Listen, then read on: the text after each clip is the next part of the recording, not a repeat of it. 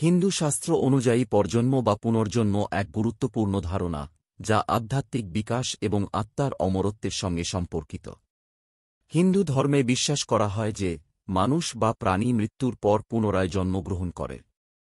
পরজন্মের বিষয়টি তত্ত্বগতভাবে এবং আধ্যাত্মিকভাবে নানা দিক থেকে ব্যাখ্যা করা হয়।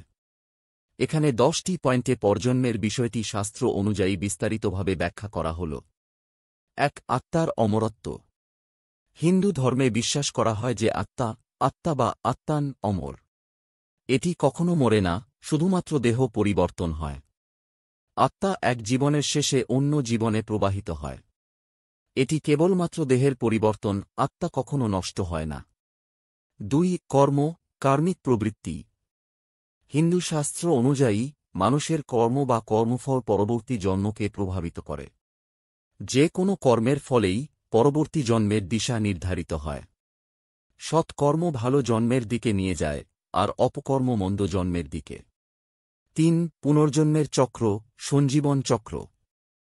হিন্দু শাস্ত্রের মতে জীবজন্তু এবং মানুষের পুনর্জন্মের প্রক্রিয়া একটি চক্র।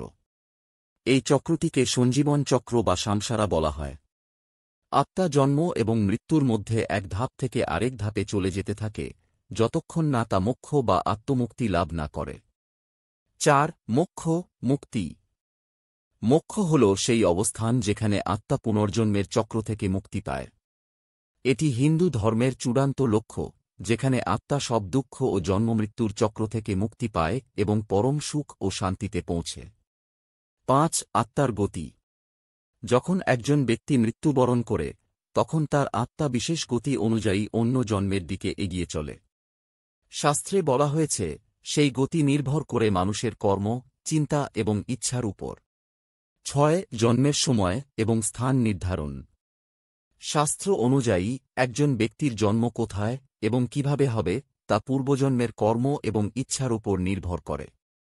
সৎকর্ম এবং ভগবানের প্রতি নিষ্ঠা থাকলে পুণ্য জন্ম হয়, আর অন্যথায় তা দুঃখজনক জন্ম হতে পারে। 7. জন্মের প্রকৃতি। পুনর্জন্মে জন্মগ্রহণকারী আত্মা বিভিন্ন আকারে এবং অবস্থায় জন্ম নিতে পারে।